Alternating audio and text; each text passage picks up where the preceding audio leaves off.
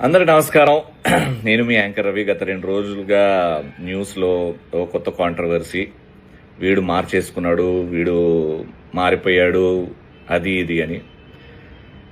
Chhatrapati Shivaji మహారాజ్ని follow అయ్యేవాడిని, Hanuman Chalisa చదివేవాడిని, పొద్దున్న లేస్తే రాత్రి వరకు మనసులో ఓం నమ శివాయ అనుకునేవాడిని. కోర్స్ భారతీయుడిని, హిందూని. సో నాకు కూడా అంతే, నా మతం అంటే అంతే ఇష్టం. మతం కోసం నేను కూడా ఫైట్ చేసేవాడిని.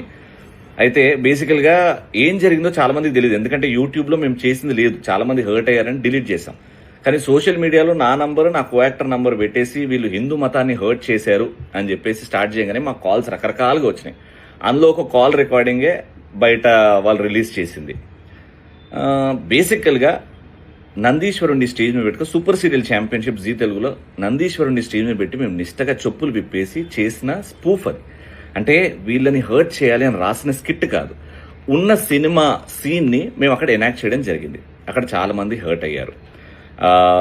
హర్ట్ అయిన దానికి నేను ఇంకోసారి అంటే వీడియో కూడా రిలీజ్ చేశాను, ఇంకోసారి ఇలాంటివి రిపీట్ అవ్వకుండా చూసుకుంటామని. చేసింది ఏమీ లేదు, నేను మాట్లాడింది హిందూ మతాన్ని, హిందూ దేవుణ్ణి అన్నది నా నోటి నుంచి ఏమీ